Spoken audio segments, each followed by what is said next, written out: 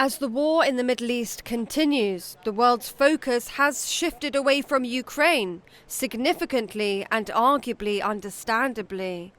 So much so that Ukraine's President Zelenskyy is on tour of European capitals to drum up support and keep his conflict at the forefront of allies' minds. To do so, he is using the security of Europe as a big incentive to stay on track.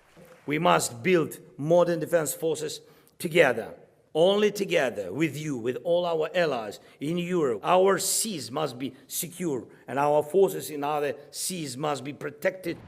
There is a growing worry in Kiev that Western support, including air defences and weapons supplies, is wavering and pressure on Russia is dwindling. Rising oil prices are fueling the Kremlin. Washington has decided to ease sanctions on countries buying Russian oil.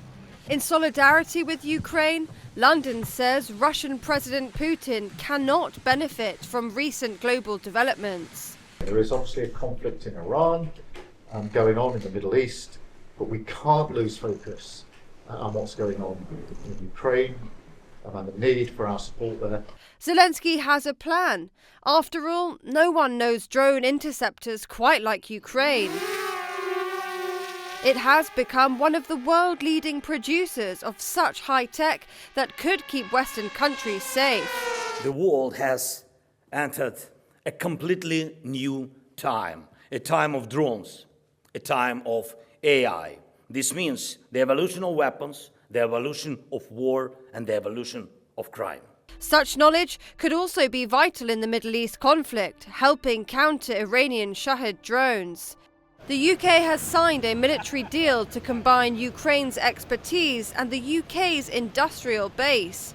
In London, NATO chief Mark Rutte tagged along for the ride.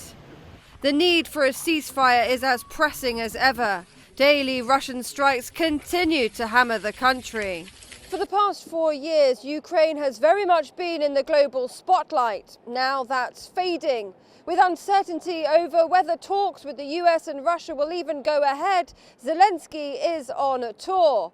He's trying to keep Ukraine's defense against Russia from becoming the forgotten war.